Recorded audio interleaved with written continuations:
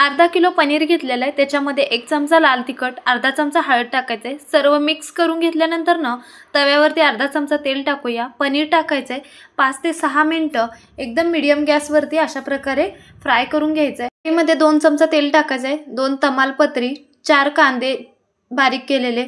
कांदे तळले गेले की यामध्ये टोमॅटोची प्युरी टाकायची, आलं लसूण कोथिंबीरची पेस्ट, मीठ टाकायचं आहे, हळद टाकायचं आहे, चवीनुसार लाल तिखट, चवीनुसार काळं तिखट, पनीर टिक्का मसाला घेतला आहे।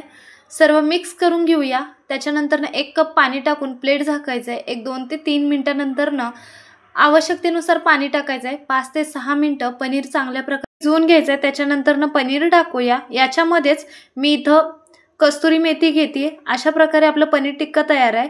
याचा फुल व्हिडिओ माझ्या चॅनलवरती मिळेल। तसंच फुल थाळीचा रेसिपी मी इथं शेअर केलेली आहे। व्हिडिओ जर आवडला तर नक्की चॅनलला लाईक, शेअर, सबस्क्राईब करा। साहित्य खाली डिस्क्रिप्शन बॉक्समध्ये येते। धन्यवाद।